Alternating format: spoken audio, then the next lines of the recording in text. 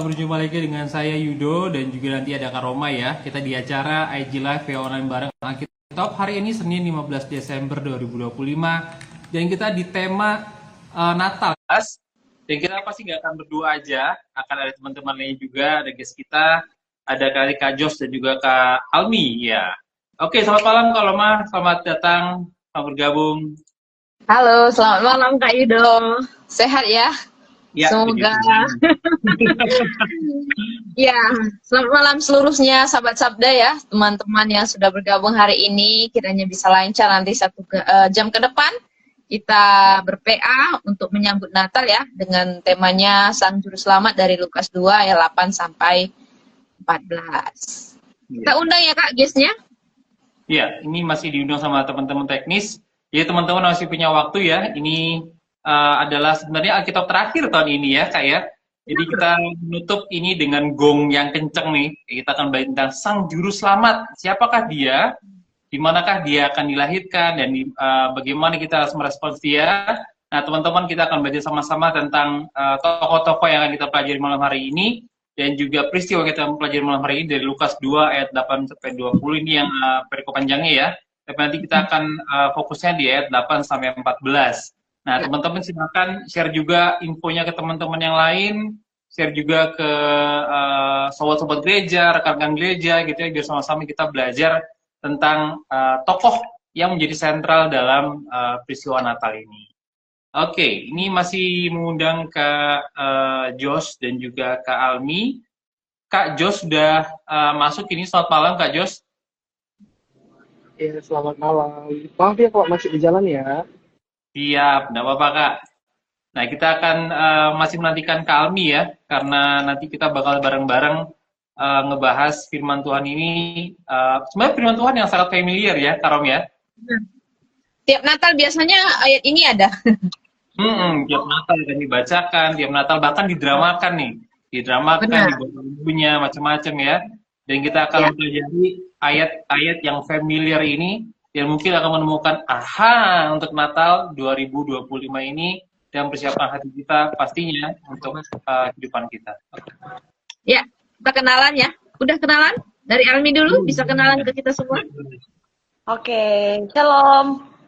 Halo. Oke, perkenalkan aku Almi Basudi, aku berasal dari Sulawesi Selatan di Toraja, tapi sekarang aku tinggal di Jakarta. Pelayanannya? Aku pelayanannya di Blok M, Gereja JK3. Oke. Biasanya terlibat apa dalam pelayanan? Kenapa Kak? Sorry. Biasanya terlibat dalam pelayanan apa? Aku sekarang full timer di gereja, jadi sekretaris juga bisa. Oh, siapapun bisa. Ya. Oke, luar biasa. Ya, kalau Joshua sendiri gimana? Silakan kenalan. Ya. Maaf ya. Saya dari aslinya Sumatera Utara tapi sekarang kerja di Jawa Barat.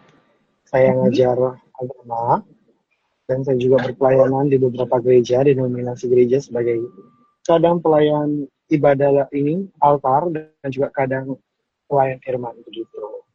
Oke. Ya, jadi kadang semuanya bisa ya teman-teman kita ini, guys yang luar biasa.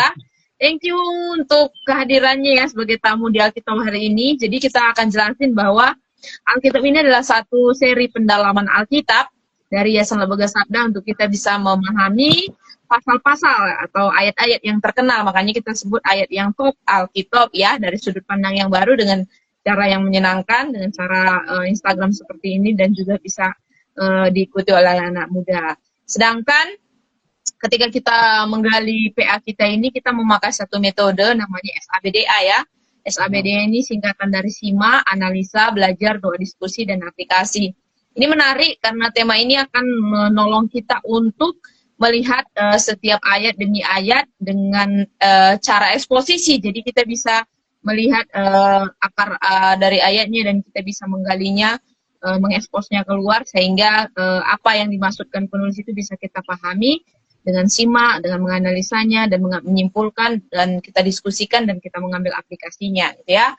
Nah, jadi menarik juga karena ini adalah Alkitab terakhir untuk tahun 2025 dan juga sekaligus di puncak penggalian kita ya, karena hari ini kita akan membahas Sang Juru Selamat, yaitu tentang kelahiran Sang Kristus Tuhan yang membawa sukacita besar bagi seluruh orang. Nah, sekarang kita akan buka dalam doa. Minta kesediaan Kak Yudo bisa membuka kita dalam doa. Oke, mari kita berdoa teman-teman. Bapa Surgawi yang baik, kami datang kepadamu Tuhan, kami anak-anakmu dari berbagai tempat, dari berbagai situasi dan kondisi, kami datang ke hadapanmu untuk belajar firman-mu. Kami mau duduk di kakimu dan juga membuka pikiran hati kami terhadap apa yang sedang kau katakan dalam firman-mu. Dan kiranya roh-mu juga menolong kami untuk memahami ayat demi ayat dan juga makna yang ingin Tuhan sampaikan kepada kami. Kami mohon Tuhan, kau jaga kami, topang kami, dan juga keberadaan kami masing-masing, keluarga kami, serta tak lupa juga untuk segala device, jaringan, teknologi yang kami pakai ini Tuhan, karena kami tahu tanpa Engkau kami nggak bisa melakukan semuanya ini. Terima kasih Bapa surga, kami menyerahkan waktu kami dalam tangan Tuhan, berbicaralah, sehingga kami boleh mendapatkan hikmat Tuhan, firman Tuhan yang hidup, boleh tinggal dalam hati kami. Terima kasih Tuhan Yesus, jaga kami, dan juga tolong kami untuk bisa menyenangkan-Mu lewat pengalihan malam hari ini. Karena Tuhan Yesus berdoa, haleluya, amin. Amin. Oke, sebelum kita akan menggali ayat-ayatnya, kita akan overview sedikit ya. Dan hari ini kita membahas tentang kelahiran Yesus.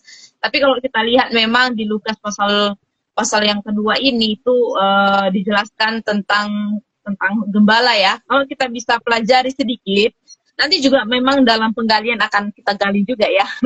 Tapi akan saya paparkan sedikit ya. Jadi status gembala di zaman Tuhan Yesus ini bisa dibilang statusnya cukup rendah gitu ya. Beda dengan ahli Taurat atau beda dengan orang-orang Farisi. Jadi orang-orang Yahudi biasanya memandang para gembala ini cukup hina gitu ya, karena memang tempatnya juga bukan di Bait Allah, tempat mereka biasanya di padang gitu ya, entah itu siang, entah itu malam gitu ya. Jadi mereka termasuk orang yang terpinggirkan ya. Jadi selain orang yang terpinggirkan, mereka juga dibilang nggak terlalu secara sosial mereka bisa dibilang nggak terlalu religius, mungkin karena mungkin rata-rata mereka punya pekerjaan yang kasar ini tadi ya. Jadi kadang-kala mungkin mereka juga nggak terdidik, mungkin nggak sekolah, atau mungkin bisa dikatakan lapisan bawah lah dalam golongan masyarakat gitu ya. Hari-hari mereka hidup di padang bersama dengan domba-dombanya, dan memang mereka harus menemani domba-dombanya, karena kan kalau kita belajar tentang domba lagi, itu domba itu rentan sekali gitu ya dengan bahaya-bahaya yang terjadi, atau mungkin mereka bisa hilang dari dari sikel dombanya gitu ya. Jadi harus selalu dijaga ya kalau ada terutama serangan-serangan binatang buas yang siap untuk memakan domba-domba. Jadi para gembala biasanya akan terus menemani domba-dombanya ketika mereka ada di padang gitu ya. Selain itu mereka menjagai, karena ada yang mengatakan sih kalau para gembala ini juga biasanya menggembalakan domba-domba orang yang biasanya dipersiapkan untuk sebagai domba Paskah ya. Jadi memang ketika mereka menggembalakan di Lukas pasal 2 ini nggak terlalu jauh jaraknya dari Yerusalem ya, khususnya dari kota Bethlehem. Jadi nggak terlalu jauh ketika mereka pergi ke tempat kelahiran Yesus gitu ya. Dan pemberitahuan pertama ketika Yesus lahir, memang kita lihat bahwa di tengah keterpurukan dari mereka, atau mungkin mereka dipandang hina oleh orang-orang, oleh masyarakat orang Yahudi khususnya, Yesus para malaikat menyampaikan kabar baik pertama itu kepada para gembala. Ini sebenarnya banyak maknanya nanti yang akan kita pelajari ya, sekalipun mungkin konotasi dalam masyarakat mereka buruk, justru kabar baik itu datang kepada mereka untuk memberitahukan kelahiran Yesus di Bethlehem gitu ya. Jadi ini satu prinsip yang sangat baik sekali ya, bahwa seberapa hina pun para gembala, ataupun mungkin sebenarnya mereka hina gitu ya, tetapi membuktikan bahwa Yesus datang dan mati untuk seluruh dunia, untuk seluruh umat, bukan hanya untuk pemerintahan, untuk orang-orang besar, bahkan untuk orang-orang hina sekalipun, orang-orang berdosa sekalipun, mungkin seperti gembala-gembala yang ada gitu. Nah, Kak Yuda menjelaskan kepada kita sedikit latar belakang atau overview dari Lukas pasal 2 ini sebelum kita akan gali. Silakan Kak Yud. Oke, jadi waktu kita baca Lukas pasal 2 ini, kita harus ingat bahwa latar belakang historis itu adalah ketika waktu itu orang Romawi itu menguasai Palestina ya.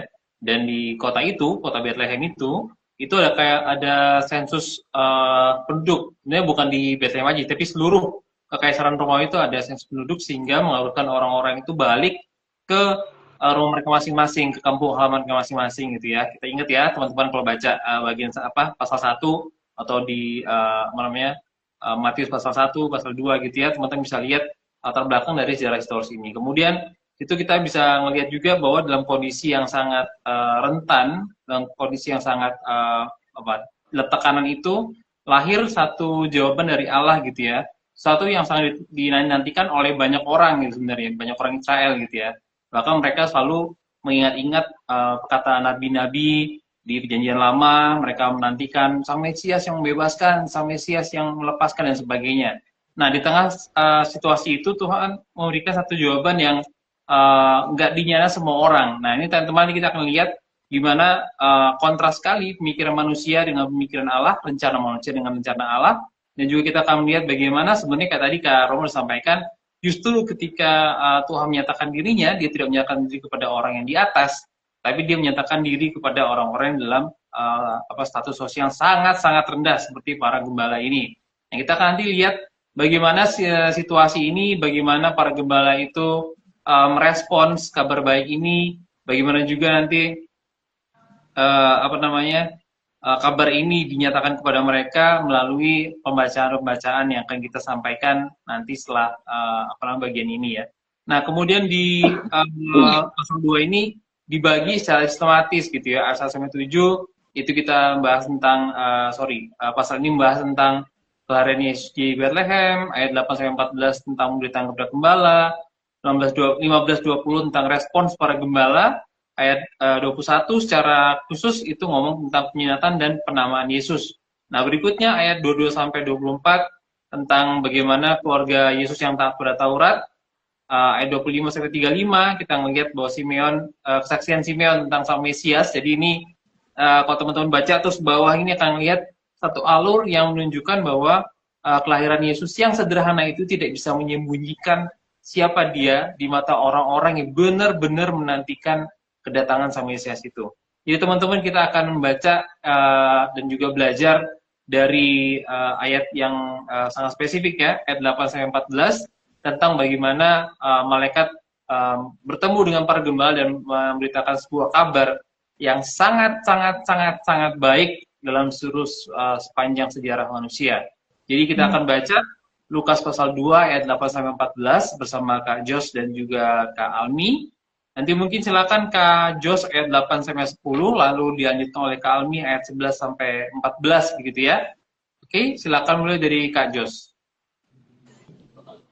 Ya, ini saya akan membacakannya dari Lukas 2 ayat 8-14. Sang juru selamat. Di daerah itu ada gembala-gembala yang tinggal di padang menjaga kawanan ternak mereka pada waktu malam. Tiba-tiba berdirilah seorang malaikat Tuhan di depan mereka dan kemuliaan Tuhan bersinar meliputi mereka dan mereka sangat ketakutan. Lalu kata malaikat itu kepada mereka, jangan takut, sebab sesungguhnya aku memberitakan kepadamu kesukaran yang besar untuk seluruh bangsa.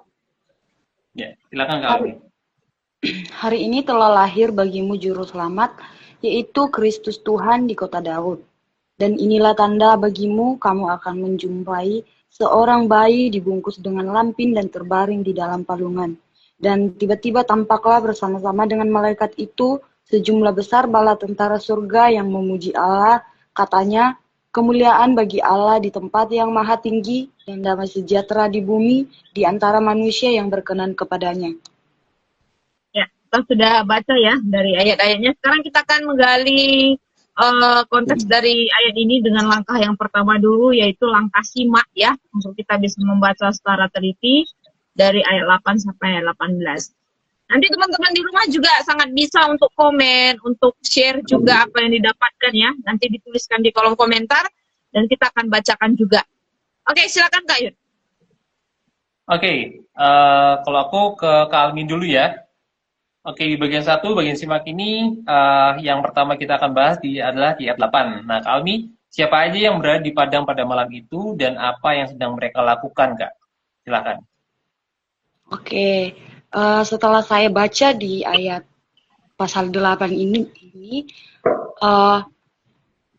yang ada pada malam itu ada gembala-gembala ya dan kawanan domba.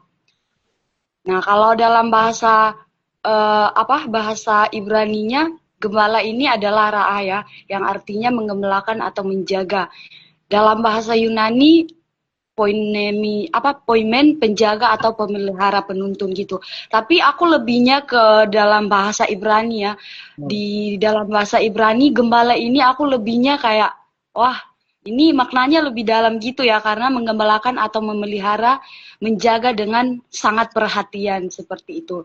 Jadi yang berada di padang malam waktu itu ada gembala, ada domba-domba ya. Nah, apa yang mereka lakukan waktu itu setelah saya gali, terkhususnya para gembala ini tentunya mereka berjaga di malam hari, berjaga melindungi domba-dombanya supaya domba-dombanya ini tidak terserang oleh binatang buas atau tidak dicuri oleh orang-orang pada saat itu. Kemudian mereka juga memastikan bahwa kawanan dombanya ini dalam keadaan aman, memastikan bahwa domba-dombanya ini ada yang hilang atau tidak seperti itu. Nah, selain itu ada juga hal yang para gembala lakukan pada waktu itu. Mereka mendengar kabar dari malaikat Tuhan ya. Di ayat selanjutnya itu mereka mendengarkan kabar baik dari Tuhan, lalu mereka pergi mendengarkan kisah tentang Tuhan Yesus, bahwa Tuhan Yesus akan lahir di Bethlehem. Nah, setelah itu mereka akan menyampaikan kesaksian bagi semua orang dan memuliakan Allah. Itu sih Kak yang boleh aku dapatkan dari ayat yang ini. Oke. Apa yang mereka lakukan. Iya.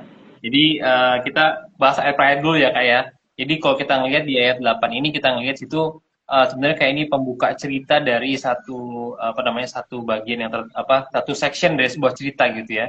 Kalau bagian ayat 1 sampai 7 itu ngomongin tentang kelahiran Tuhan Yesus, kemudian ayat 8 ini tiba-tiba kita dibawa keluar dari Bethlehem. Jadi katakan itu kan dibilang tinggal di padang. Kalau di padang ini bahasa Yunani itu fora gitu ya, satu tempat di luar kota, satu tempat yang terbuka begitu. Dan tadi aku tuju sama Kak Almi, dia bilang itu di situ ada gembala-gembala ya. Gembala-gembala sama kawanan itu sebenarnya kalau bahasa Yunani itu kalau gembala-gembala itu point man, kalau di kawanannya poinnya, jadi kayak agak mirip gitu ya.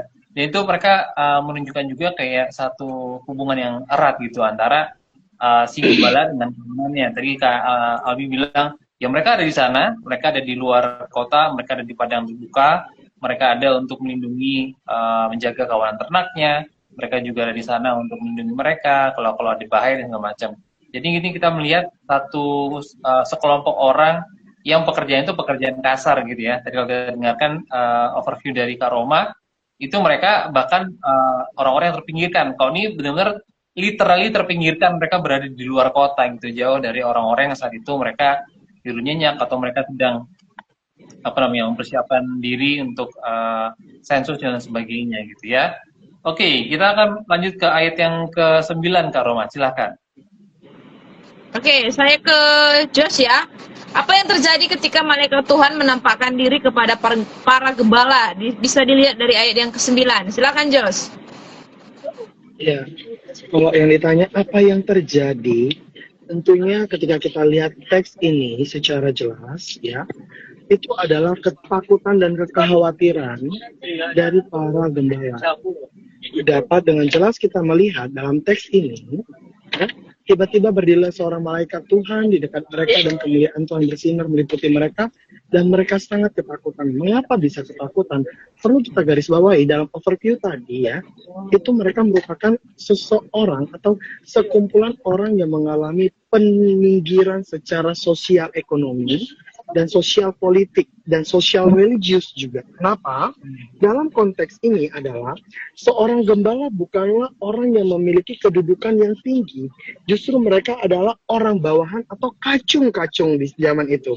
Dan juga ketika mereka melihat malaikat, itu merupakan sebuah kemuliaan, sebuah konteks di mana ketika mereka melihat malaikat adalah suatu hal yang suci. Dan penglihatan terhadap malaikat tersebut bukanlah penglihatan bagi seperti kita face to face atau apa, melainkan adalah dalam teks-teks ini saya dapat kemarin catatannya karena ada di apa, penglihatan yang mereka lihat adalah malaikat itu melayang, bukan menapak ya. Nah, dan bukan hanya satu malaikat, melainkan lebih dari satu malaikat. Jadi mengalami adanya rasa takut dan keluar biasaan yang luar biasa dari para gembala di dalam teks ini. Mungkin sampai sini dulu nih kita bahas mengenai bagaimana sih respon sama reaction dari para gembala saat wow, ini beritanya rupanya apa nih sampai mereka datang gitu ya. Oke.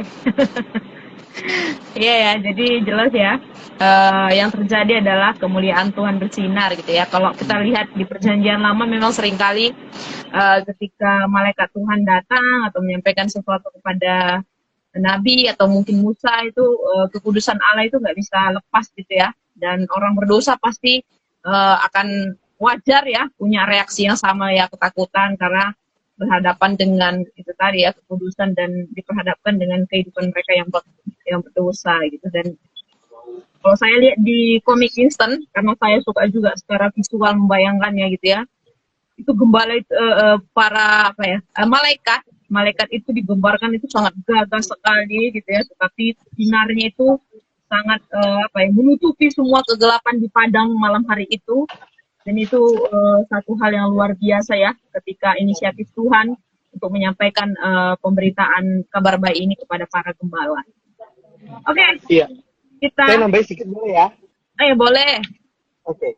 Nah, kalau kita melihat kenapa gembala, ini merupakan sebenarnya salah satu nubuatan Allah secara singkat ya. Ini adalah suatu nubuatan Allah, bagaimana Allah menjelaskan bahwasanya yang diberkati, yang didekati Allah, bukan orang-orang yang percaya siapa Tuhan, dalam tanda kutip, secara rasional. Tetapi adalah orang-orang yang siap, sekalipun dia mengalami ketakutan. Seperti Yakub. Yakub bukan orang yang bisa mengetahui siapa Tuhan, kita tahu bagaimana kisahnya Yakub. Tetapi Tuhan mengasihi Yakub dengan luar biasa dan memberikan hak yang memang miliknya dia. Itu singkatnya ya. Kalau kita mau nanti akan saya tarik nih dari Perjanjian Lama, kan kita tarik ke sana. Oke. Iya, nanti ya kita tarik ya. Ini Elan menanggapi gembala takut, Kak. Ya memang di ayatnya dijelaskan ya, meliputi mereka dan mereka sangat ketakutan, bukan hanya ketakutan biasa gitu, tapi sangat, teks menjelaskan sangat ketakutan itu. Oke, kita coba lihat di ayat yang berikutnya. Silakan Kak Yud. Oke, kita akan masuk ke ayat yang ke-10 ya, Kak ini ya. Nah, apa isi pesan utama yang disampaikan para malaikat itu kepada para gembala? Disampaikan malaikat kepada para gembala kembali ya. Oke, silakan Kak ini. Tentunya apa yang dibilang sama Kak Joshua tadi, pesan utamanya adalah jangan takut ya. Di mana para malaikat waktu itu ketika langsung menampakkan dirinya kepada gembala, apa yang langsung mereka katakan? Jangan takut. Nah, jangan takut. Kenapa para gembala mengatakan jangan takut? Karena sepertinya malaikat udah tahu ya bahwa memang manusia ini kekhawatiran, selalu merasa ketakutan di dalam hidupnya. Makanya pesan utamanya adalah jangan takut. Nah, dalam bahasa Yunaninya itu berhentilah takut. Artinya bahwa waktu ketika para malaikat menampakkan dirinya, pasti para gembala ini dari awal melihat para malaikat ini pasti mereka sangat ketakutan yang sangat luar biasa ya. Akhirnya dibilang berhentilah untuk takut. Nah, di ayat ini kita juga bisa melihat bahwa bagaimana para malaikat ini menenangkan para gembala yang sedang ketakutan. Walaupun mereka gembala ini sedang ketakutan, tapi kembali ditenangkan juga oleh para malaikat pada waktu itu ya. Ini menegaskan bahwa kehadiran Allah membawa damai, bukan ancaman ya, bukan ancaman. Jadi gembala-gembala waktu itu, malaikat menegaskan kepada mereka bahwa jangan takut karena kehadiran Allah itu membawa damai dan bukan ancaman bagi mereka. Walaupun mereka ya kita sudah dengar tadi bahwa para malaikat ini ketakutan sangat luar biasa ya. Terus yang kedua itu kabar baik besar untuk semua orang yang akan dinyatakan melalui gembala-gembala ini.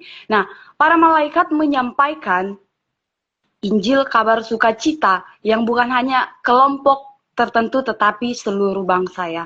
Jadi kemudian juru selamat telah lahir. Jadi itu yang pesan utamanya yang boleh para malaikat sampaikan kepada gembala-gembala. Terus tanda kesederhanaan bahwa lahirlah seorang bayi dibungkus lampin dan terbaring di palungan. Itu menunjukkan bahwa Allah datang dalam kerendahan dan kesederhanaan.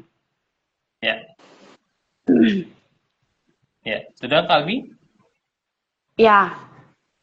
Iya, oke. Jadi teman-teman itu tadi benar ya. Ketika mereka ketakutan, gembala ini takut dong, pasti dong, karena lagi gelap gitu ya, lagi nungguin domba, gitu tiba-tiba bam, gitu ada terang dan juga ada malaikat yang berdiri sebelah mereka gitu dan mereka diliputi oleh kemuliaan Allah dan pasti manusia berdosa pasti takut dong gitu dan mereka kaget gitu pastinya. Tapi pesan utamanya tadi firman kami jangan takut. Nah itu berhentilah takut gitu ya. Karena mereka menerima suatu kabar yang sangat besar gitu ya.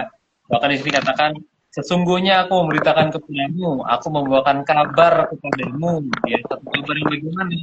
Satu kabar yang bersifatnya tuh sukacita yang melimpah gitu. Kabar yang merupakan satu kesukaan besar.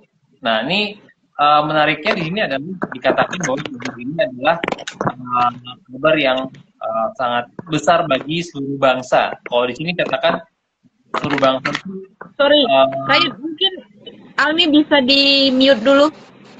Oke. Oh, oke. Ini mungkin di mute ya, silakan ya. Sorry. Oke. Oke. Kalau tadi seluruh bangsa ini bahasa Yunani itu Laos gitu ya. Umat, bangsa, rakyat atau orang banyak ya. Jadi sebenarnya kabar itu bukan hanya untuk mereka gitu, tapi nanti juga kita akan lihat bagaimana kabar itu disebarkan untuk semakin banyak orang, semakin banyak bangsa yang mengetahuinya. Oke, kita akan gali ayat selanjutnya. Silakan Karo.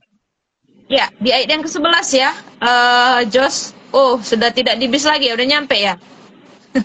Puji Oke. Tuhan sudah sampai. Ini saya lagi nyusun barang untuk buka-buka. Haleluya ya, semoga bisa lancar. Oke, di ayat 11 Jos, siapa yang telah lahir pada hari itu dan di mana dia dilahirkan? Silakan Jos. Ya, ketika kita melihat ya teks tersebut dipertanyakan siapa sih yang lahir di situ dan di mana dia dilahirkan. Nah, kalau kita melihat teks secara general, secara umum ya, itu dia dibilang seorang Mesias ya, juru selamat. Dibilang dia dengan kata Kristus, seorang Tuhan gitu ya. Tapi pada umumnya kita mengetahui Yesuslah yang lahir di kota Daud. Nah, kota Daud itu apa? Nah, sama-sama kita melihat di sini ya, mana dia? Ini saya lagi nyari nih tulisan saya. Kenapa kota Daud? Nah, Sudah ketemu? Sebentar. Ini saya salah baca nih, saya ngomong nih bahaya nih, bentar. Oke. Ya, kita lagi nunggu Jos ya, mencari catatannya. Atau Almi Almi, apakah bisa? Nanti Jos bisa langsung angkat tangan atau langsung ngomong ya kalau sudah dapat. Sudah? Ya, sudah. Nah, Ya. jelas sekali ketika kita diperhadapkan dengan teks ini, kita diperhadapkan dengan kata Bethlehem gitu ya. Bethlehem merupakan tempat di mana lahirnya seorang bocah imut yang menebus dosa kita semua ya, gitu. Nah, tapi perlu dipahami di sini Bapak Ibu dan teman-teman semua. Ternyata sebelum teks itu dikatakan, jauh sebelum teks itu dijelaskan, Lukas menulis ini sudah terdapat dalam teks yang lain dalam Perjanjian Lama, khususnya dalam Yesaya 9 ayat 5, sebab seorang anak telah lahir untuk kita, seorang putra diberikan untuk kita bagimu. Nah, ini merupakan pembuktian bahwasanya kelahiran Kristus itu adalah suatu hal yang nyata. Ya, sekalipun orang belum tahu nih, mereka udah tahu mengenai mereka sudah tahu nih surat dari kitab Yesaya, Nabi Yesaya mereka udah paham. Tapi mereka belum tahu bagaimana sebenarnya, siapakah sebenarnya, di manakah sebenarnya. Namun ketika malaikat tadi kita cek di teks-teks sebelumnya ya, ayat-ayat sebelumnya, dan ketemu di ayat ini, kita baru tahu ternyata, ya Yesus yang muncul gitu ya. Hilang. Jos, hilang Josnya. Ya, tiba-tiba ada gangguan di sini. Baru nyampe ada gangguan gitu ya. Gitu. Iya, udah selesai. Sampai situ dulu. Ntar, saya agak error nih tiba-tiba dari bus ke sini agak goyang di kepala. Oke, siap. Ya, jadi benar ya. Hari ini katanya bukan besok, bukan kemarin, tapi memang ketika kabar itu dijelaskan hari itu memang Kristus lahir dan dijelaskan dia juga sang juru selamat.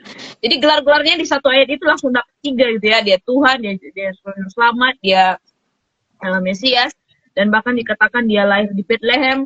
Dan sebelum kata Bethlehem muncul kota Daud. Kenapa nggak langsung Bethlehem gitu ya? Kalau kita pelajari sedikit, kota Daud ini juga memang sangat berkaitan dengan kelahirannya, karena memang Bethlehem juga adalah tempat kelahiran Daud. Di sisi lain juga Yesus lahir dari keturunan Daud, dan ngomongin juga tentang tahta ya, di mana memang dijanjikan Mesias yang sejati itu dari keturunan Daud, dan itu yang akan menjadi melanjutkan tahta, tapi bukan sebagai raja politik, tetapi sebagai raja mesianis atau secara rohani gitu ya. Jadi memang secara konsep dari teks ini satu ayat ini banyak menjelaskan tentang gelar Kristus yang lahir itu, sekaligus juga tempat kelahirannya yang menandakan dia itu adalah raja.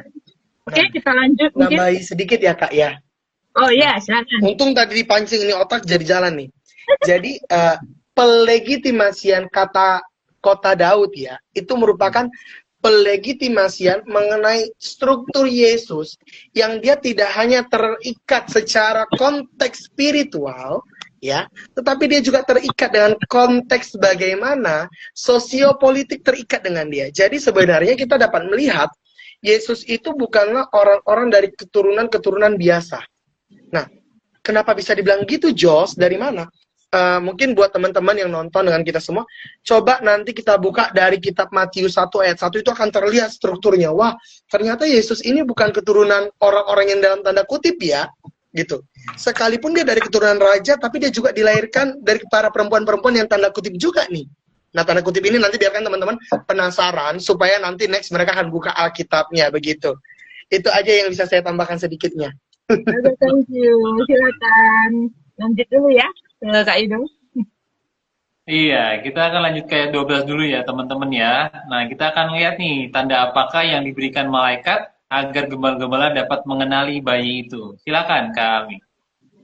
Ya, tentunya tandanya itu bukan tanda yang wow banget atau bukan surprise banget yang mewah seperti itu, tapi ketika kita lihat di dalam pasal ayat 12 ini, saya bisa dramakan seperti ini.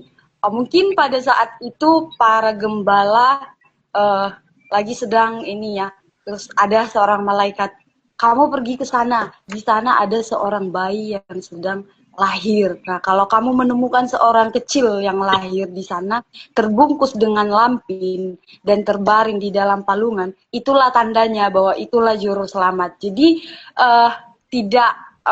tandanya itu tidak terlalu mewah, tapi dalam hal kesederhanaan seperti itu. Jadi ya seperti yang sudah kita bahas dari tadi, bahwa memang Tuhan Yesus ini ya selalu sederhana, lahir di tempat yang sederhana, karena memang kalau dilihat di ayat 8 tadi itu tinggal di daerah, berarti memang di daerah itu tidak ada tempat yang mewah seperti itu ya, tidak ada tempat yang istilahnya kayak zaman sekarang itu tidak ada tempat yang wow banget gitu seperti itu. Jadi memang dalam kesederhanaan. Jadi tandanya bahwa Yesus dibungkus dengan kain lampin dibaringkan di dalam palungan.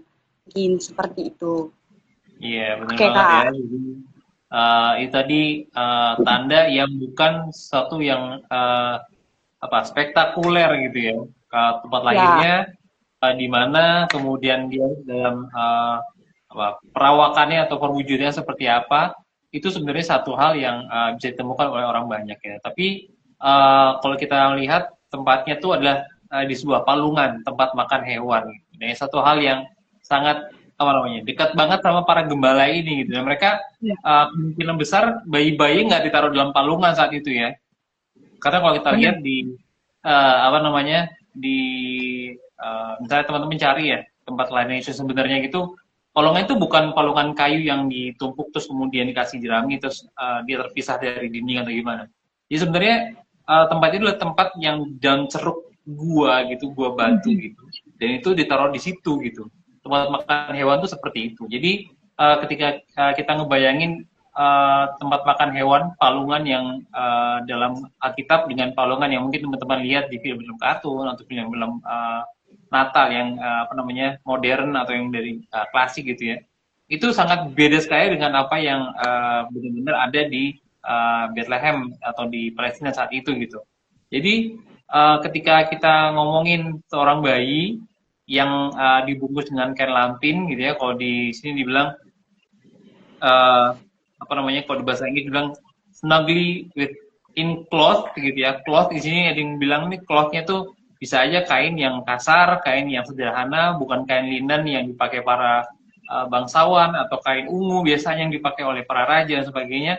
Ini satu juga menunjukkan bahwa kayak tadi Kak Almi bilang ini satu yang sederhana. Bahkan bagi bayi sekarang juga kayaknya nggak digituin ya. Kita pasti milih kain yang lembut buat bayi. Tapi kita lihat bahkan sejak lahirnya kesederhanaan tuh menjadi identitas gitu ya. Bukan satu hal yang sangat spektakuler atau besar atau fantastis gitu.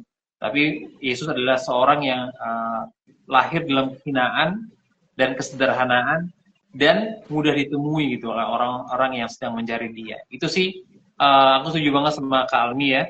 Oke, kita lanjut ke ayat yang berikutnya, ayat 13 dan 14. Silakan Kak Roma. Oke, kita harus lebih cepat ya. Waktunya udah sedikit lagi. Nah, ke Jos lagi, siapa yang tiba-tiba tampak bersama malaikat itu dan apa isi pujian mereka kepada Allah? Ini dari ayat 13 sampai ayat 14, Jos. Silakan. Ya, ketika kita dipertanyakan siapa aja, tentunya yang ada di situ adalah ya tadi malaikat yang pertama. Yang kedua, kalau hanya satu malaikat mungkin biasa saja ya. Tapi ternyata ini adalah satu malaikat dan para bala tentara sorga.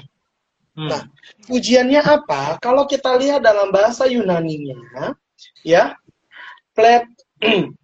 dalam bahasa Yunaninya apa? Ada kata kunci eirene, gitu ya. Eirene itu what the meaning of eirene, gitu ya. Eirene adalah damai sejahtera, gitu ya. Kemuliaan di tempat, kemuliaan bagi Allah di tempat yang maha tinggi dan damai sejahtera, gitu ya. Damai sejahtera, pesannya adalah damai sejahtera di bumi di antara manusia yang berkenan kepada Allah. Ini salah satu bagian dari tafsiran kedua. Gitu. Di tafsiran kedua seperti itu kata-katanya ya. Hampir sama dengan tafsiran yang ke 14. Tafsiran TB 1. Malah kayaknya saya cek ini sama. Nah, kata damai sejahtera itu yang menekankan kepada kita bahwasanya pesannya apa? Selain kemuliaan, kita tahu kemuliaan bagi Allah di tempat yang maha tinggi, itu semua orang tahu. Tetapi konteks gembala ini ketika dibilang damai sejahtera, gitu ya, damai sejahtera bagi kamu, bagi dunia, itu yang membuat mereka oke, ini dia berita sukacita tadi, ini dia yang dijelaskan tadi, ini yang kita tunggu-tunggu, pembebasan ini yang kita nantikan, seperti itu. Iya, nanti pembahasan tentang damai sejahtera ini kita akan kulik lagi ya di bagian analisa yang kedua. Oke, kita akan masuk ke bagian analisa ya untuk kita bisa teliti atau tafsirkan dari teks ayat-ayat ini. Nah, saya ke Almi sekarang. Mengapa malaikat memakai kata memberitakan kabar baik atau englizomai dalam konteks kelahiran Yesus? Apa nih perbedaan esensial antara informasi biasa dan kabar baik yang membawa sukacita? Mungkin bisa dianalisakan, silakan. Oke Kak, jadi yang saya pahami dari pertanyaan ini, mengapa malaikat memakai kata memberitakan kabar baik? Karena kabar baik yang akan mereka sampaikan itu bukan hanya informasi biasa ya, bukan hanya pemberitaan yang biasa saja, tetapi melainkan berita keselamatan yang dari Allah. Artinya bahwa ini akan berpengaruh besar kepada seluruh umat manusia. Jadi bukan hanya informasi yang biasa saja. Nah, informasi biasa hanya memberikan pengetahuan atau ilmu. Tetapi pemberitaan yang akan disampaikan ini atau kabar baik yang akan disampaikan ini adalah tentang kelahiran Yesus Sang Juru Selamat itu, yang artinya membawa sukacita besar karena menyatakan kehadiran Sang Juru Selamat yang akan datang menyelamatkan manusia dari dosa itu. Jadi intinya di sini bahwa kabar baik itu disampaikan bukan seperti kabar biasa aja, informasi biasa aja Kak, tetapi kabar baik mengenai tentang Sang Juru Selamat itu yang artinya akan membawa sukacita, pengharapan bagi setiap orang.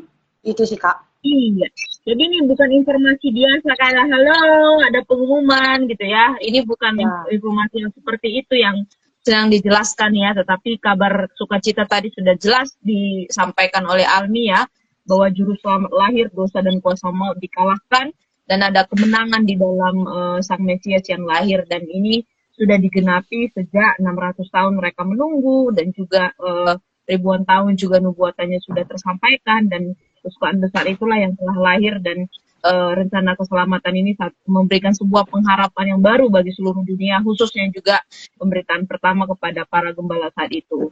Nah, ini ada tanggapan dari Nani. Karena ini bukan sekedar informasi, melainkan berita yang membawa sukacita dan juga perubahan hidup. Ya, nanti perubahannya memang kita lihat di ayat berikutnya, memang kita nggak gali dalam konteks kali ini ya, tapi teman-teman bisa gali seluruh konteks sampai para gembala datang ke kelahiran Yesus di Palungan. Oke, kita lanjut Kak ya. Iya, ini akan kembali membahas kata Erin yang tadi dibilang sama Kak Jos ya. Oke, pujian para malaikat menyebut damai sejahtera atau Erin. Damai seperti apa yang dibuatkan di sini? Apakah damai politik, emosional, atau spiritual, Kak Jos? Silakan.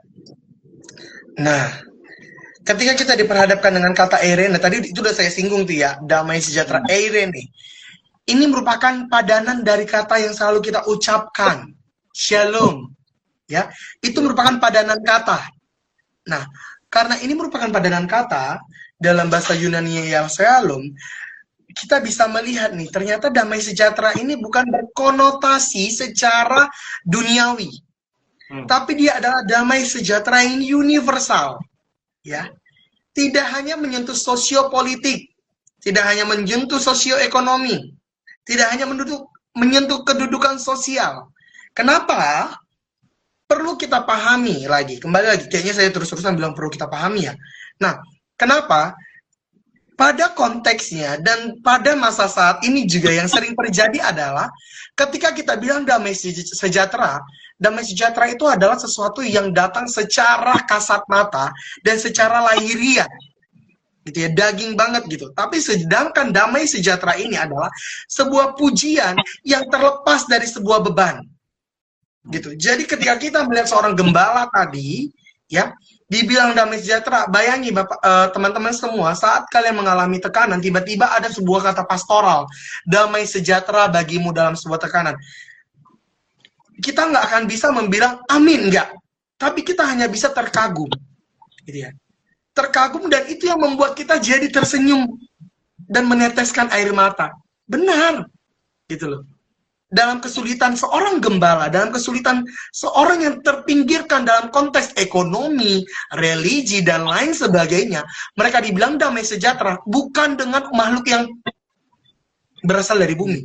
Mereka langsung diucapkan oleh para malaikat dan bala tentara sorga, damai sejahtera bagi bumi. Gitu ya. Dan mereka yang mendengar kabar itu, bukan yang di bait Allah. Nah, sehingga di sini tekanan itu tidak aku sering di gereja, aku akan menyatakan itu tidak.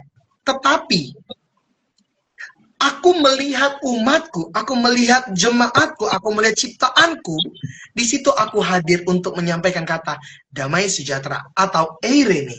Sebab eirene adalah sebuah sentuhan spiritual Allah melalui rohnya yang tanpa kita sadari mengenyuhkan hati nurani kita. Itu yang bisa saya sampaikan secara singkatnya, Kak. Nice ya, jadi bener. Jadi bukan sekadar damai secara politik atau emosional atau spiritual yang sekedar jargon gitu ya. Tapi kata shalom, kata erein, kata itu kayak kalau kita baca kalimat secara lengkap ya, damai sejahtera di bumi di antara orang yang diperkenannya kalau di terjemahan lama ya. Dan kita melihat kayak ini yang terima pesan ini pertama adalah orang-orang yang dijauhkan atau dimarginalkan oleh keadaan mereka. Mereka yang di luar kota, mereka yang di luar sistem mungkin sosial itu paling rendah gitu, yang mereka sangat-sangat tidak punya hak atau tidak punya kekuatan hukum gitu ya, bahkan di antara bangsa sendiri. Ini Kak Nur Bella bilang gembala pada waktu itu termasuk dalam kaum marginal, kesaksiannya seringkali diragukan. Tapi dengan kekurangan yang mereka miliki justru Tuhan pakai untuk menyatakan caranya yang besar dan ajaib. Ya, aku setuju banget gitu. Jadi pas jalan dengan apa yang dikatakan Kak Jos tadi itu bener banget. Ini bukan sekedar satu ungkapan salam yang biasa aja, bukan. Enggak. Ini satu hal yang sangat-sangat menunjukkan bahwa Allah itu punya relasi sama mereka. Kamu tuh aku perkenan untuk mendengar kabar yang besar ini, kabar yang penuh sukacita ini, sehingga nanti seluruh bangsa juga akan mendengarnya dari kamu. Nah ini juga tadi aku ketika baca ini kayak ngelihat ya satu hal yang diterima oleh manusia adalah ketika mereka keluar dari Taman Eden, mereka berdosa, mereka jadi dosa adalah mereka hina, mereka di luar dari kemuliaan Tuhan. Tadi ketika dikatakan bahwa tiba-tiba muncul malaikat yang membuat mereka tuh diliputi oleh kemuliaan Tuhan. Itu manusia yang terpisah dari Allah yang dalam dosa itu merasa takut gitu ya, seperti Adam ya, takut gitu ya di luar kemuliaan Allah, kemudian mereka melihat kemuliaan Allah yang luar biasa. Tapi kemudian pesannya adalah jangan takut, dan sekarang dikatakan shalom, damai sejahtera. Nah ini satu hal yang seperti tadi Kak Jus bilang itu menyentuh hati dan membawa mereka untuk punya lagi pengharapan di dalam Allah. Oke, kita akan lanjut kepada bagian yang ketiga, yaitu bagian belajar, dan kita akan menyimpulkan penggalian kita ya. Oke, silakan Kak Roma. Oke, ini ada satu tanggapan Agnes, aku bacakan dulu. Tanpa damai dengan Allah, manusia tidak akan pernah mengalami damai sejati. Yesus adalah sumber damai yang sesungguhnya, bukan keadaan. Ya, kata shalom itu memang artinya utuh atau lengkap ya, seperti batu bata yang benar-benar utuh semuanya, itu dari bahasa Ibrani. Oke, kita akan masuk ke langkah belajar ya. Aku ke Almi lagi ya, dari pelajaran yang sudah kita pelajari ya, simak dan juga analisa. Simpulkan siapa sebenarnya Yesus dan apa misi utamanya di dunia. Silakan. Dianji dulu, suaranya belum kedengaran, Almi.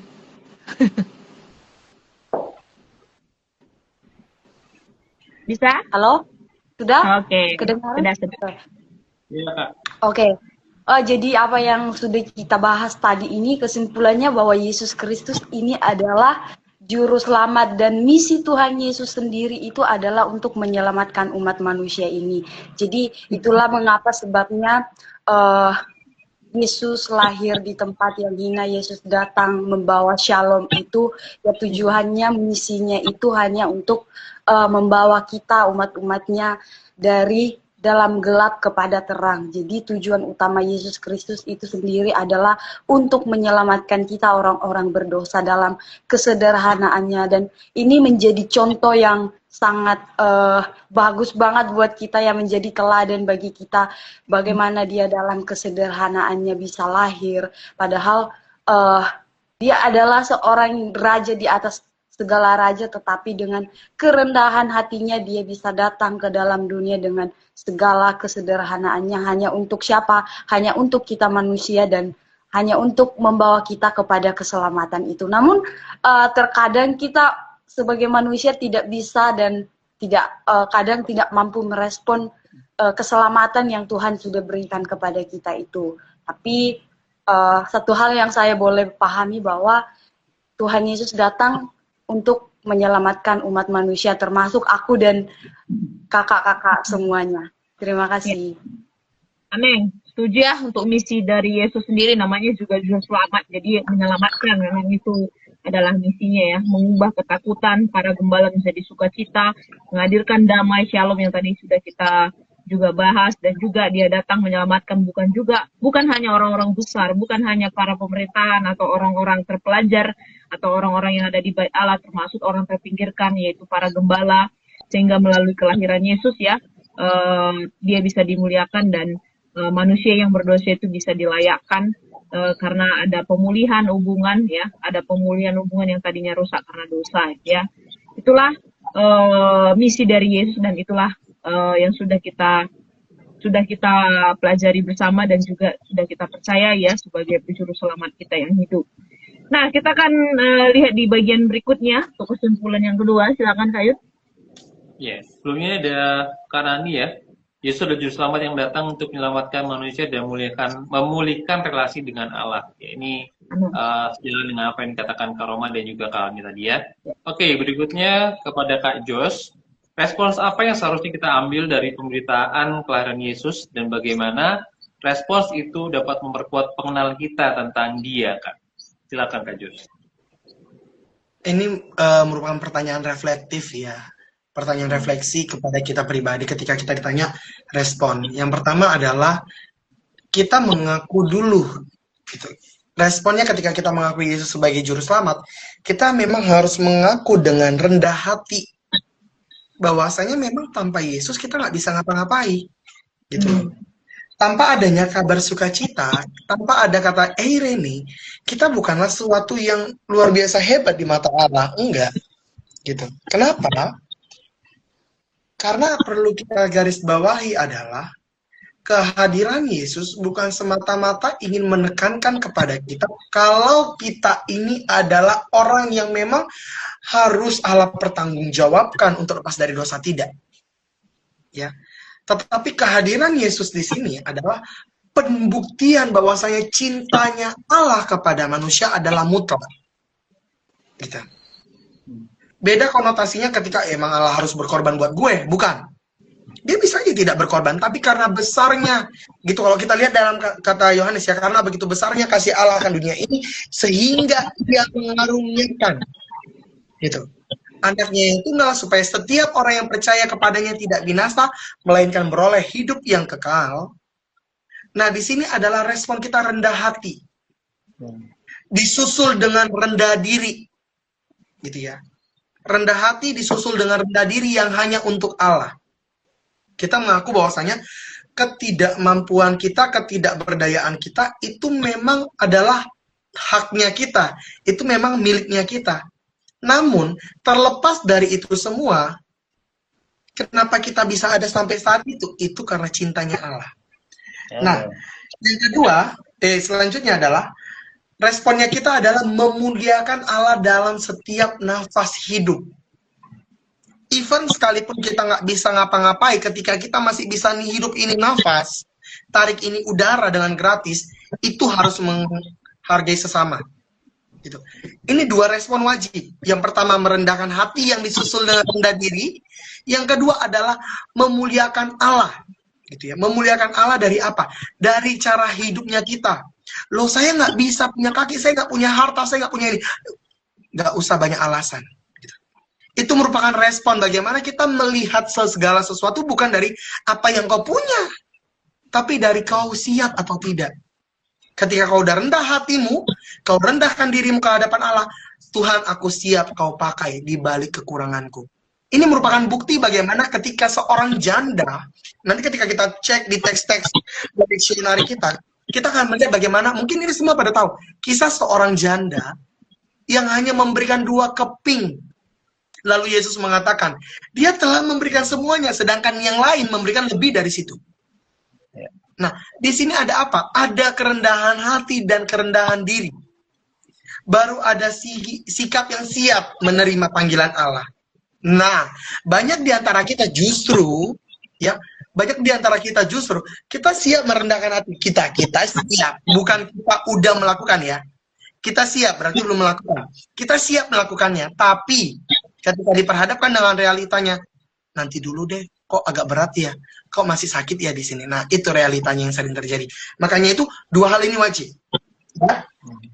Kita siap memuliakan Allah, yang kedua, dan yang paling utama, rendahkan hatimu sama rendahkan dirimu. Itu aja. 2 hal aja. Gak usah banyak-banyak, nanti capek, harganya mahal. Iya, bener banget. Aku tadi tag sama kata realitas yang Kak Jus pakai ya. Jadi realitas tuh kayak suatu hal yang ya kenyataan kita gitu. Kalau kita ngomongin dalam sisi apa sebagai gembala, kenyataan mereka adalah mereka orang-orang miskin. Kenyataan mereka adalah buruh.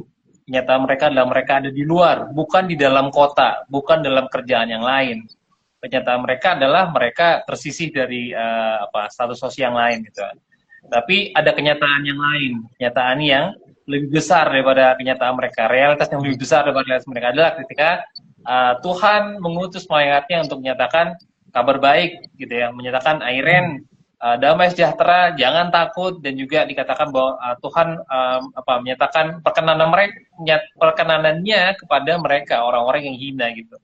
Ya kalau sebagai gembala gitu ya, kalau kita ngeliat sebagai gembala, saya orang miskin, saya orang nggak punya apa-apa gitu kan, siapa saya gitu.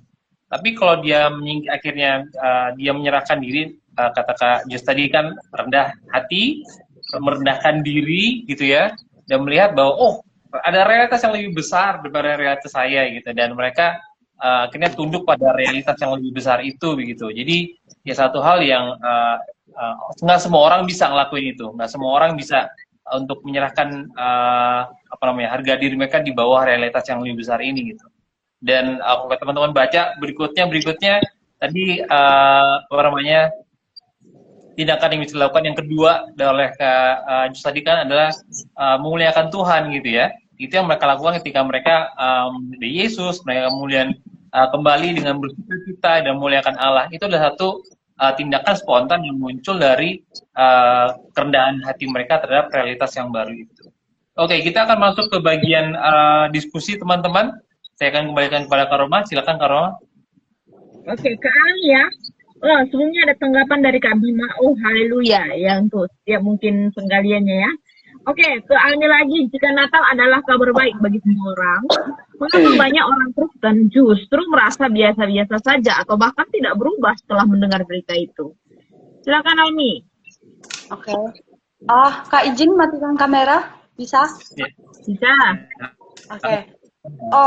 Jika Natal adalah kabar baik bagi semua orang, mengapa orang Kristen justru malah biasa-biasa saja ya? Nah, karena banyak orang merayakan Natal secara kalau kita melihat ya, apalagi zaman sekarang, merayakan Natal itu hanya secara tradisi atau rutinitas, bukan sebagai pengalaman imannya, tetapi hanya sebagai ya yang penting kita merayakan seperti itu, tapi bukan pengalaman dari imannya. Nah, biasanya apalagi kita zaman sekarang ya, kabar Natal ini didengar tetapi mungkin tidak direnungkan di dalam hidupnya, mungkin tidak dipahami dengan baik, mungkin tidak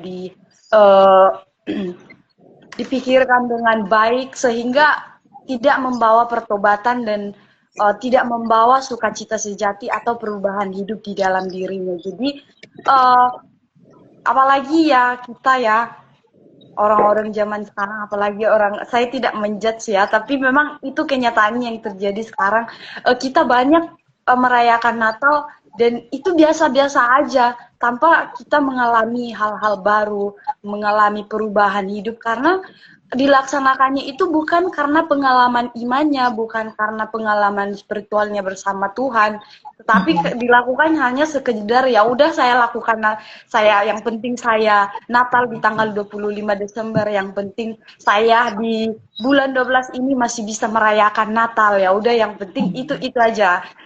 Nah, kenapa ya biasa-biasa aja, karena memang dari dalam dirinya itu tidak mengalami pengalaman iman seperti itu, dan biasanya tidak mengalami pengalaman iman itu karena ya kurang meresponi firman Tuhan seperti itu, kurang mendalami firman Tuhan.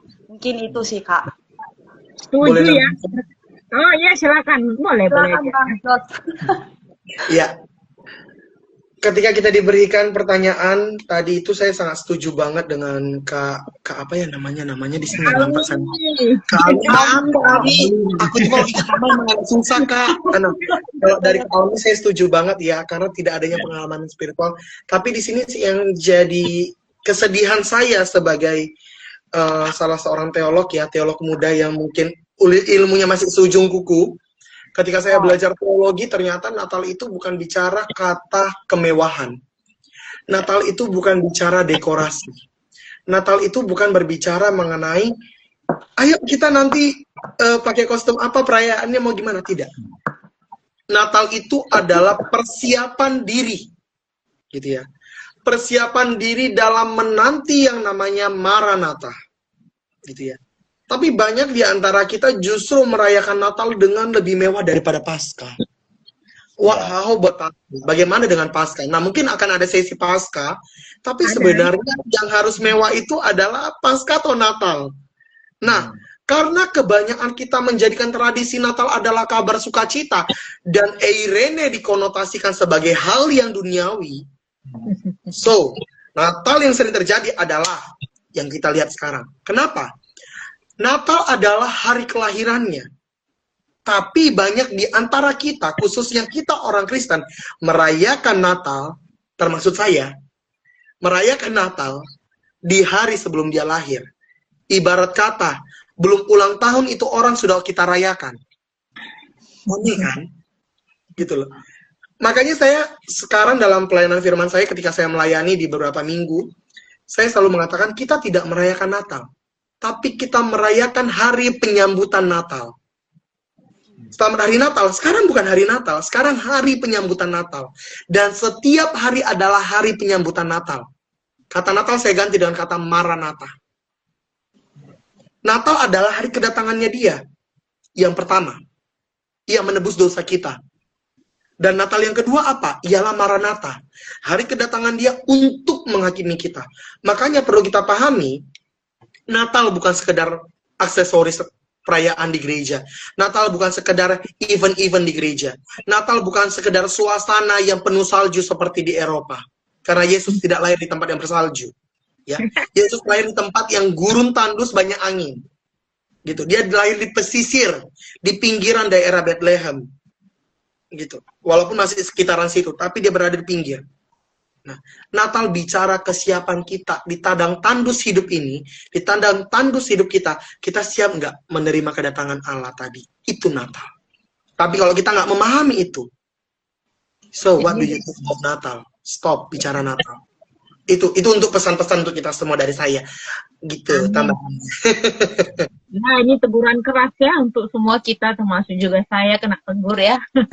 Untuk kita bisa benar-benar memahami Natal yang sejati ya. Jadi Natal itu nggak pernah kehilangan kuasanya ya, sebagai pertanyaan dan juga teguran. Tapi kita yang kehilangan peka, kita yang kehilangan ketaatan, kita yang kekurangan iman, kita yang tidak dengan rendah hati seperti gembala. Jadinya nggak ada perubahan hidup dari tahun ke tahun, merayakan Natal gitu-gitu aja ya, nggak ada perubahan.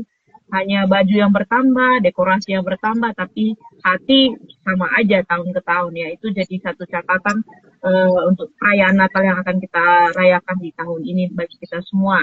Ini tanggapan aku bacakan dari Nani ya. Setuju kata Nani, karena Natal sering dirayakan sebagai tradisi saja. Oke, kita akan lanjut ke Kak Yudo. Iya, tadi ngomongin sempat bagaimana perayaan Natal gitu ya, dan juga bagaimana Natal ini, Natal yang pertama ini ya, sampai kepada orang-orang para gembala, bukan kepada para pemuka agama. Nah, pertanyaannya, mengapa Allah memilih mengumumkan kelahiran Mesias pertama kali kepada gembala, kelompok yang dipandang rendah, dan bukan kepada pemuka agama atau orang penting lainnya. Nah, ini silakan Kak Jos. Ya, ketika saya diperhadapkan dengan teks, kita melihat secara konteks adalah pesannya satu. Kabar sukacita bukan datang kepada orang yang mengenal dia. Gitu. Kabar sukacita itu datang kepada orang yang menanti dia. Yeah. Kita dapat mengetahui konteks Israel, ya, pada zaman kelahiran Yesus di abad mula-mula, itu adalah mereka mendapati tekanan dari bangsa Roma. Satu. Yang kedua, mereka mendapati tekanan dari orang mereka sendiri. Siapa? Orang Yahudi ini, ahli Taurat dan orang-orang Farisi. Sehingga, ya, golongan yang ketiga, Esene, yang kita selalu kenal dengan Yohanes Pembaptis, selalu memberitakan kabar sukacita secara barbar di mana? Di padang gurun, yang melambangkan kekeringan tadi. Nah, kenapa kepada para gembala? Karena mereka membutuhkan kelepasan. Mereka membutuhkan pembebasan, keadilan. Kenapa butuh keadilan? Kita dapat lihat, mereka menggembalakan kambing domba untuk hewan perjamuan di masa raya itu. Tapi yang terjadi apa? Mereka juga dipandang sebelah mata. Kedudukan mereka dipandang apa? Mereka dipandang sebelah juga. Dalam hal religi, mereka juga tidak dipentingkan. Nah, orang-orang seperti ini yang merindukan kehadiran tadi. Yang merindukan kehadiran Eirene tadi. Gitu ya. Mereka merindukan kata shalom membanjiri tubuh mereka. Tidak sekedar membasahi, tapi membanjiri. Saya pakai kata ya. Mungkin banyak para pendeta menggunakan kata membasahi, tapi saya membanjiri. Karena mereka membutuhkan tadi itu. Kenapa? Karena kekeringan yang mereka rasakan bukan kekeringan di padang gurun lagi. Seolah-olah mereka berada di api neraka yang udah nyiksa diri mereka. Mereka memuji Tuhan juga sebenarnya sulit. Mereka melakukan tugas tanggung jawab mereka sebagai warga negara juga sulit gitu loh. Ya seperti konteks saat ini gitu ya, contoh gitu. Ini merupakan bentuk panggilan Allah tadi, bentuk penyertaan Allah. Aku hadir di tengah-tengah kalian yang memanggil aku. Aku hadir di tengah-tengah kalian yang memang butuh aku. Ya, aku nggak akan hadir di tengah-tengah orang yang merasa dirinya tinggi. Sebab apa? Firman Allah jelas sekali mengatakan bisa dicari nanti. Bukan yang menganggap dirinya dekat Allah dapat duduk paling depan. Gitu ya. Itu artinya. Tetapi dia yang menganggap Allah adalah kudus dan menyeletakkan Allah di atas segalanya, di depan segalanya, itu yang layak untuk Allah hadir di dalamnya. Allah yang hadir ya, bukan kita yang hadir kepada Allah. Sehingga dalam hal ini, perlu kita lihat, Injil ini menekankan bagaimana Yesus yang akan lahir itu, ya, yang dikabarkan melalui para malaikat, adalah bentuk, ya, bentuk bagaimana ternyata pewartaan itu adalah pewartaan yang fakta, pewartaan yang valid kepada setiap orang yang mengutamakan Tuhan, bukan dirinya. Gitu. Kenapa? Kalau mengutamakan dirinya, kita bisa lihat bagaimana orang Yahudi mengutamakan dirinya dan kesuciannya dalam apa namanya, dalam perumpamaan yang Yesus buat. Ya, mengenai orang yang dibegal. Ada orang Taurat, ada orang ini, ada orang itu. Tapi apa? Mereka melakukan tugas tanggung jawab mereka dengan firman dan peraturan. Tapi apakah mereka memanusiakan manusia yang merupakan imago Dei? Nah, itu. Jadi Allah hadir bukan untuk memuaskan orang-orang yang memiliki kedudukan. Tetapi dia ingin membanjiri setiap umat yang menanti dia, yang menyambut dia. Gitu. Itu sih Kak yang bisa saya tambahkan, yang bisa saya berikan. Tambahkan kayak udah ngomong aja tadi ya kan. Iya, jadi kayak kalau bisa tambahkan nih kayak satu penyataan dari konsep anugerah itu sendiri ya Kak Jos ya berarti ya. Karena ketika kita membandingkan orang yang rendah dengan orang yang tinggi secara sosial, baik itu mereka yang berada di tatanan memimpin agama, orang Farisi dan ahli Taurat, kemudian mereka yang dalam politik gitu ya, dengan orang yang berisiko ini, kita ngelihat bahwa sebenarnya anugerah itu diberikan kepada orang yang benar-benar merasa mereka nggak bisa apa-apa gitu. Kan orang Benar. yang pertama, misalnya kalau orang yang kaya, mereka tanda kutip mereka akan berusaha untuk memilih dengan uang. Dengan mereka yang berada di tempat apa namanya pemimpin agama, mereka berusaha membeli dengan kesalehan mereka. Jadi beneran ini bukan satu hal yang berdasarkan inisiatif manusia gitu. Ini Allah sendiri yang memberikan kepada manusia. Bukan karena kamu baik, bukan karena kamu berharga, tapi karena aku memperkenankan kamu. Itu aja sih sebenarnya. Jadi kayak, oh iya ya, ini anugerah gitu. Bahkan kalau kita ngelihat lebih jauh lagi di Magnificat ya, apa namanya nyanyian Maria gitu ya, Lukas 1 ayat 52 sampai 53 itu kayak kita melihat bahwa prinsip kerajaan Allah dengan prinsip manusia itu berbalik gitu ya. Kalau kita mendengar tuh istilah kerajaan yang sungsang gitu, kerajaan terbalik, yang rendah diangkat, yang lapar dipuaskan, yang tersisih diperhatikan dan sebagainya. Jadi benar ini sangat-sangat tajam gitu teologisnya Lukas nih, bahkan ini bukan sebuah apa namanya sejarah aja, tapi satu pekabaran anugerah Allah. Ya, oke, kita akan masuk ke bagian terakhir, bagian aplikasi. Silakan Kak Roman. Oke, sebelum kita tutup ya, saya ke Almi dulu, terus nanti ditutup oleh Jos ya. Jika kelahiran Yesus benar-benar adalah kabar baik yang mengubah hidup, nah tindakan nyata apa yang akan teman-teman lakukan agar kabar baik itu sampai juga ke orang-orang di sekitar teman-teman? Silakan dari Almi dulu. Ini sebagai aplikasi juga nih. Bisa di-unmute dulu Almi, belum kedengaran suaranya. Sorry Kak. Sudah? Sudah. Oke. Jadi kita sudah berbicara tentang bagaimana Yesus Kristus ini datang ke dalam dunia. Jadi tindakan seperti apa yang saya secara pribadi akan lakukan supaya Injil juga ini bisa dirasakan oleh orang lain.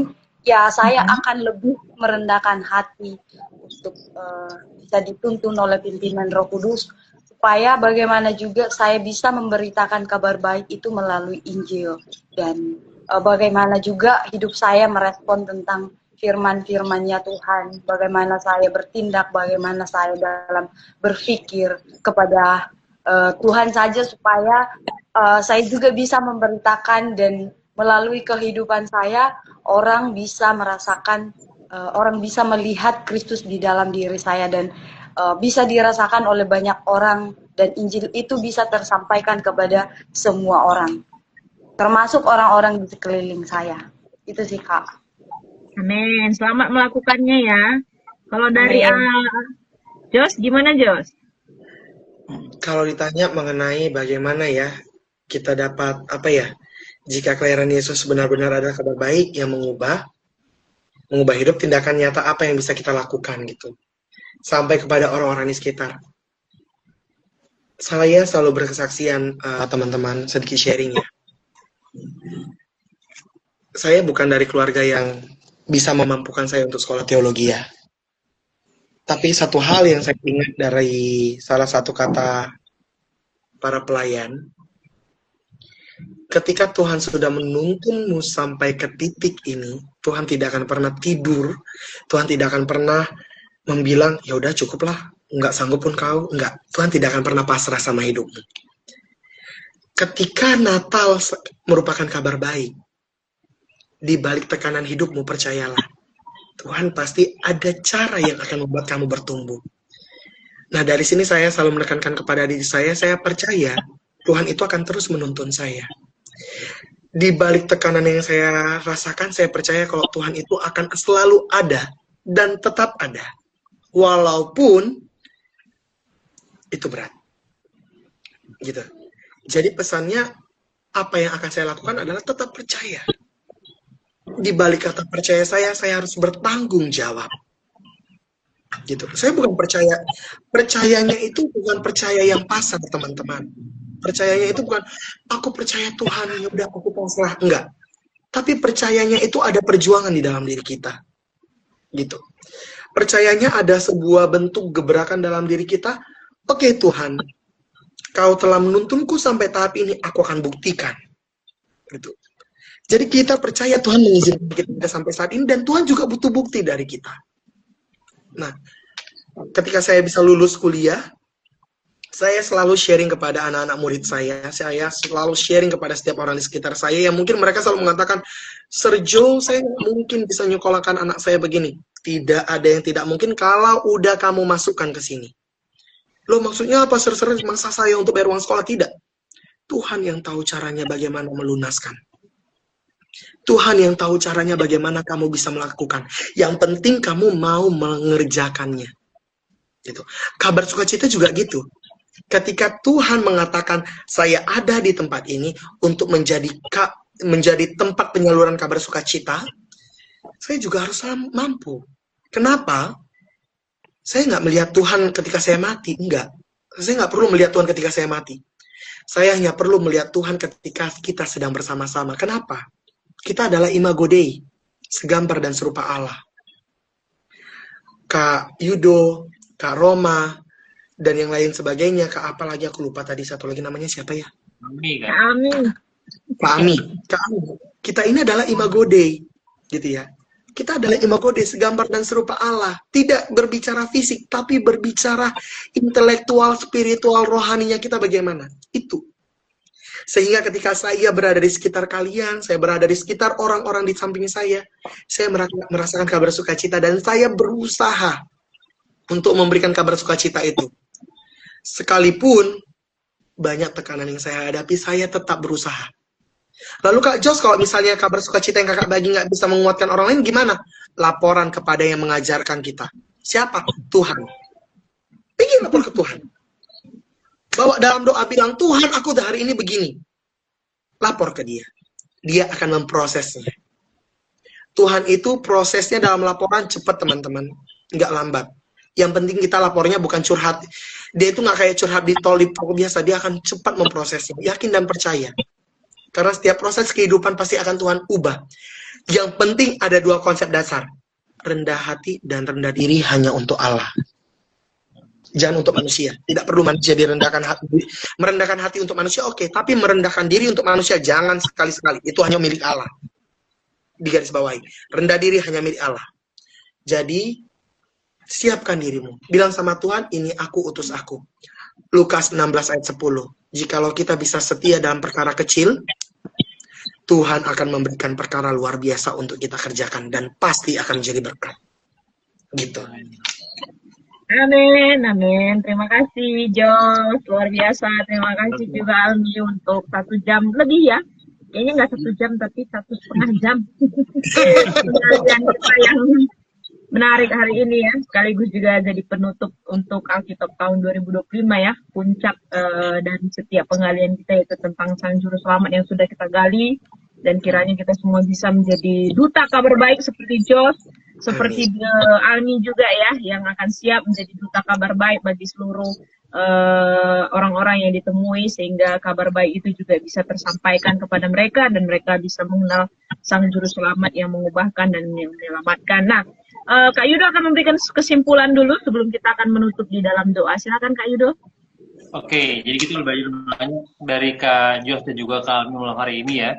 Kita belajar bahwa kelahiran Tuhan itu adalah penyataan atau penegasan bahwa keselamatan adalah anugerah Allah gitu. Jadi ketika kita mengerjakan pelayanan, kita mengerjakan apapun juga, ingat tadi Kak Jos bilang, merendahkan hati, merendahkan diri di hadapan Allah gitu ya. Karena kita harus tahu siapa kita di hadapan Dia, dan juga dengan demikian kita bisa belajar gitu ya untuk menjalankan apa yang menjadi kehendaknya dalam kehidupan kita. Seperti para gembala juga, teman-teman, kita jangan takut, kita jangan gentar gitu ya, tetapi kita perlu mendengar apa yang dikatakan Tuhan kepada kita, damai sejahtera bagi kamu. Nah, teman-teman juga ini bisa jadi take away buat teman-teman ya dalam menjalani Natal tahun ini. Silakan teman-teman punya waktu teduh sama Tuhan lebih dalam lagi, lebih intens lagi, mengenal diri, tahu diri gitu ya, kalau di hadapan Tuhan ya jadinya ya. Jadi kita berkata seperti Ibu Rahmiati ya, almarhumah. Jadi kalau kita mengenal Tuhan, kita bakal tahu diri gitu ya. Dan sekali lagi teman-teman, selamat Natal dan selamat berproses di dalam Tuhan. Thank you Kak Roma. Oke, sebelum saya tutup, ini ada beberapa tanggapan ya, aplikasi dari teman-teman yang ikut live hari ini. Dari Nani, aplikasinya jadi guest Alkitab, puji Tuhan, dan juga share jurnal harian ke medsos. Terus juga ada dari Derman, I love you all ya. Ada dari Nati, harus juga jadi duta kabar baik menurut Matius 10 ayat 34. Thank you teman-teman semua yang sudah memberikan aplikasinya dan juga sudah ikut menggali bersama dengan Jos dan juga Almi malam hari ini. Oke, kita akan tutup ya. Saya minta kesediaan Jos bisa tutup dalam doa. Ya, mari kita bersatu di dalam doa. Allah sang kali, sang sumber rahmat yang penuh cinta kasih, yang selalu kami sapa dengan sebutan Bapa, yang kami kenal dalam nama Kristus Yesus, dan kami rasakan dalam penyertaan Roh Kudus. Terima kasih ya Tuhan untuk pertemuan kami dalam sharing Alkitab ini. Pendiskusian kami mengenai kelahiran-Mu yang kudus, menjadikan pengingat bahwa kami harus mempersiapkan diri untuk kedatangan-Mu yang kedua, yang merupakan kedatangan yang maha kudus. Tuhan, terima kasih untuk kesempatan hidup dan kesempatan bersuka cita kami saat ini. Terima kasih untuk setiap prospek kehidupan yang telah Engkau izinkan terjadi dalam setiap langkah, dalam setiap tindak laku kami sebagai manusia. Bapa, berkati teman-teman Sabda yang selalu berusaha berjuang dalam menyampaikan kabar sukacitamu yang tiada hentinya, dengan gaya yang lebih kreatif dan dapat menjadi berkat kepada siapapun di kalangan muda. Tuhan Yesus yang baik, terima kasih untuk kesempatan ini. Sungguh berharga bagi kehidupan kami pribadi lepas pribadi. Ya Bapa, kami berdoa untuk keluarga-keluarga dari teman-teman Sabda. Engkau tutup bungkus mereka dimanapun keluarga mereka berada. Begitu juga dengan mereka. Engkau jaga dan lindungi mereka. Berkati sukacita mereka agar tetap ada.